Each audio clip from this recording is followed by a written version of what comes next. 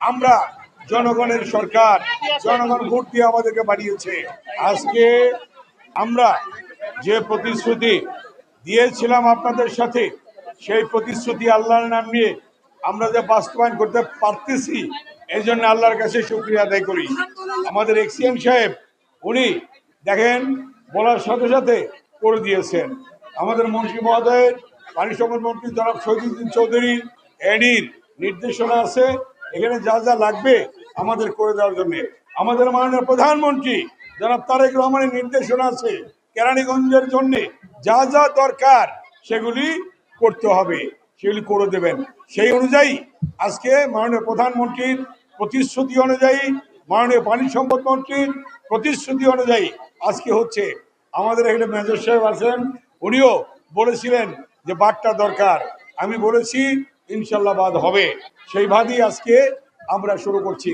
আপনারা জানেন 1992 সালে আমরা ব্রিজ করেছিলাম এই নদীর উপরে, ভেঙে গেল 96 সালে। আমি 96 সালে বিরোধী দলের এমপি হইলাম, পার্লামেন্টে বললাম যে আমাদের নদীর বাঁধ দিতে হবে। 96 থেকে 2001 পর্যন্ত হয়, 2000 সাল পর্যন্ত হয় নাই।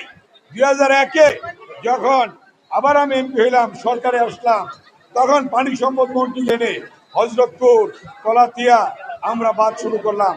তারই কন্টিনিউশন আজকে সেই বাঁধ, আজকে যে ছিল ভাঙ্গন ছিল, সেই ভাঙ্গনের সিরাজনগর, চুরারচর, নালাকুড়িয়া ইনশাল্লাহ এই বাঁধটা আমরা নির্মাণ করব। আমি আর বক্তব্য দেব না, বৃষ্টি পড়ছে। আমরা জনগণের সরকার, জনগণ ভোট দিয়ে আমাদেরকে বাড়িয়েছে। আমাদের মাননীয় প্রধানমন্ত্রী জনাব তারেক রহমান যে প্রতিশ্রুতি দেন, সেই প্রতিশ্রুতি তিনি বাস্তবায়ন করেন।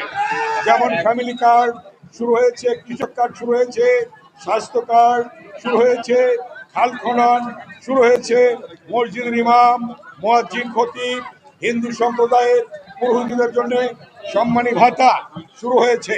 আজকে এই পর্যায়ে আজকে আমাদের সরকার প্রধান মাননীয় প্রধানমন্ত্রী জনাব তারেক রহমান যে প্রতিশ্রুতিগুলি দিয়েছিলেন, সেই প্রতিশ্রুতি বাস্তবায়ন হচ্ছে।